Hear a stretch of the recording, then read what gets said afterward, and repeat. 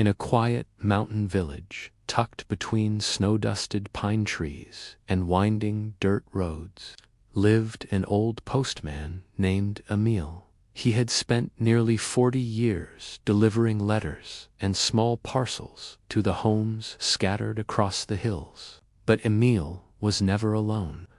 By his side walked Otto, a sturdy Bernese mountain dog with a thick golden coat and a gaze as gentle as falling snow. Otto had been by Emile's side since he was a pup, and together they had become part of the village's heartbeat. Every morning, Emile would lace up his boots, put on his cap, and fill a leather mail satchel. He would fasten a smaller version onto Otto's back, carefully designed to rest between the dog's strong shoulders. Then they'd head out rain, shine, or snow along narrow trails that connected the lives of their neighbors. They had a rhythm that only true companions shared. Emile would whistle softly, and Otto would trot a few steps ahead, ears alert. When they reached a house, Otto would sit patiently while Emile handed over the mail, often staying for a short chat or accepting a warm pastry. Otto, too, received his share of kindness. The baker gave him bits of biscuit. Children ran out to hug him, slipping little notes or drawings into his pouch. One girl even tied a red ribbon round his collar that Otto wore for months until it frayed from sun and wind. Everyone in the village knew Otto. He wasn't just a dog, he was the village dog, reliable, friendly, always arriving on time. As the years passed, Otto learned the route so well that Emile no longer needed to guide him. When the old man slowed down, Otto waited. When Emile paused to catch his breath, Otto would sit and stare up at him patiently, sometimes resting his head on the postman's knee. Though Emile had no family left, he never felt lonely. "You're all I need," he would whisper into Otto's ear, as they watched the sunset together at the end of each day. And Otto, he never needed words to understand. They walked that same path, day after day, season after season. Autumns came with crisp leaves crunching underfoot. Winters brought snow so high it reached Emile's knees. But still they walked, delivering birthdays, bills, love letters, and sometimes bad news wrapped in envelopes. Then, one early winter morning, the wind howled stronger than usual, and a deep silence settled over the hills. Emile sat in his chair longer than normal, coughing softly, his face pale. Otto nudged his coat with his nose, ready to go. But Emile didn't move. That day, something changed. And for the first time in years, the path they walked was one Otto would have to walk alone. The snow had begun to fall heavily overnight, blanketing the village in a soft, glowing white. Icicles hung from the eaves, and chimney smoke curled lazily into the pale sky. But inside Emile's cottage, the warmth was fading. The old postman lay in bed, wrapped in heavy quilts, a mug of untouched tea cooling on the windowsill. His cough had worsened, his steps had become unsure, and now, for the second morning in a row, he couldn't rise. Otto sat by the door, waiting as he always did, eyes full of quiet patience. The leather mail satchel hung on its usual hook, untouched. The moment Emile had always signaled his whistle, the tug of the cap, the creak of the door ever came. But Otto could feel the weight of something unsaid. He stood slowly, walked over to the satchel, and nosed it gently.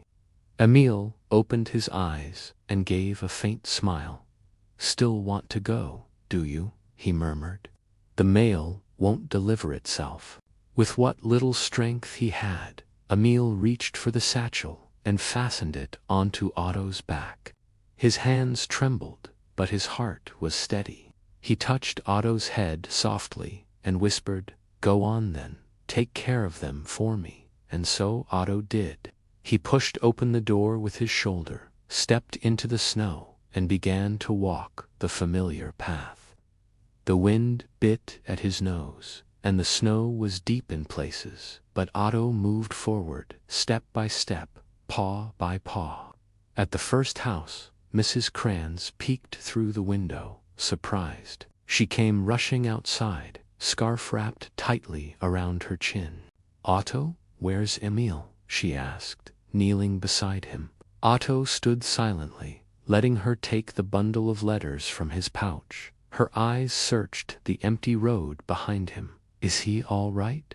Otto didn't answer, of course, but something in his eyes made her grow quiet. She nodded softly and whispered, "Good boy," before giving him a pat and watching him walk on. At each home, it was the same. People were surprised, touched, and then deeply moved. They took their letters and packages, but also left notes, small pieces of paper, folded and slipped into Otto's bag, addressed not to neighbors, but to Emil. Messages of love, of thanks, of worry. The last stop was the bakery, where young Greta, barely 7, handed Otto a warm cloth bundle of bread. She didn't ask any questions. She just looked into his eyes, hugged his neck, and tied a fresh red ribbon around his collar. When Otto returned home that evening, the snow clinging to his fur, Emil was still in bed, his breathing shallow but steady.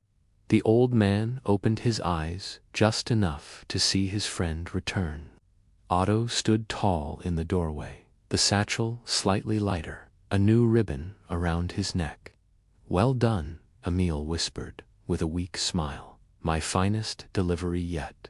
Otto didn't need praise. He simply lay down beside the bed, eyes closed, as the snow fell silently outside.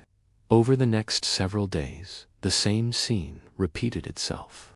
Each morning, Otto stood at the door, waited for a moment, just in case Emil might rise, then gently nosed the satchel and stepped outside into the cold.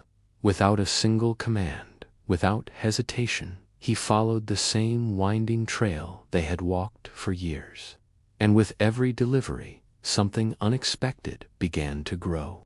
The villagers, at first simply surprised, were now deeply moved by Otto's quiet determination. They no longer just received letters, they sent them too. But these weren't bills, or shopping lists, or holiday cards. These were notes for Emil, folded with care, sealed in envelopes, or scribbled on scraps of paper. They were tucked lovingly into Otto's satchel. "Rest and get better soon. We miss seeing your smile at our door. Otto is doing a wonderful job, but we know he misses you." The little girl, Greta, drew a new picture every day of Otto walking through snow, of Emil sitting in the sun, of the two of them together, with smiling faces and a giant red heart between them. By the time Otto returned home in the evening, his satchel was full again, this time, not with mail to give, but with love to bring back. Emil, though too weak to rise, waited each day to hear the soft sound of paws on wood, the gentle creak of the door. Otto would appear in the doorway, his breath steaming, his ribbon fluttering in the breeze. Emil would smile, even through the pain. Otto would sit beside the bed while Emil slowly opened each letter, reading aloud in a raspy voice. "Mrs. Krantz says you still owe her a game of chess. The baker says she's saving your favorite tart." And Greta drew another one. "This one's got snowmen." The letters became medicine, not just for Emil's body, but for his spirit. Meanwhile, in the village, Otto had become more than a mail carrier. He had become a symbol, a living thread, stitching the community together. People met at their gates just to wait for him. Neighbors who hadn't spoken in weeks now gathered to share their letters. Children made a game of guessing what ribbon he'd wear next. Someone even placed a small wooden sign near the foot of the trail. It read, "Otto's route, delivering hope daily," and indeed he was. Through snowstorms, frozen mornings, and fading daylight, Otto never missed a step.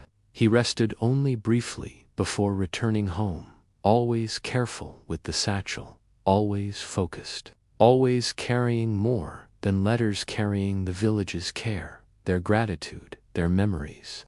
Back in the cottage, Emil's strength flickered like a candle in the wind. But every night, as Otto curled beside him, and the letters were spread like treasures on the quilt, Emil would whisper, "They remember me, because of you." Otto never replied. He didn't need to. Winter eventually began to loosen its grip on the village. Snow melted slowly into rivulets that ran along the edges of cobbled paths. Buds appeared on trees, and the scent of pine returned to the air. But in Emil's cottage, time moved differently. Though the letters had lifted his spirit, Emil's body remained frail. His cough had quieted, but so had his voice. He now spoke in whispers, sometimes only with his eyes. And still, every day, Otto walked the route, carrying the village's messages, some cheerful, some hopeful, all filled with care. One morning, as sunlight spilled softly through the window, Emil reached a trembling hand toward the satchel Otto wore. "Just one letter today," he said with a faint smile. It was a small, simple envelope with no address, just 3 words written in Emil's neat, careful handwriting. For the village. Otto took the satchel and stepped into the morning light for what would become his most important delivery yet. That day, he walked a little slower. He stopped at every house, waited a little longer. When the villagers saw the envelope, they opened it together and read aloud, "Thank you for your kindness, for your letters, and for watching over my best friend. I may not return to the path we walked, but Otto will. With all my heart, Emil." The village grew quiet as the words settled like fresh snow. Some wept softly, others smiled through tears. Everyone looked down the trail where Otto stood, calm and still. That night, Otto returned home. The cottage was quiet, the fire low. He nudged open the door, walked to Emil's bedside, and lay down beside him like he always had. Emil's hand, pale and warm, rested lightly on Otto's head. That would be their final evening together.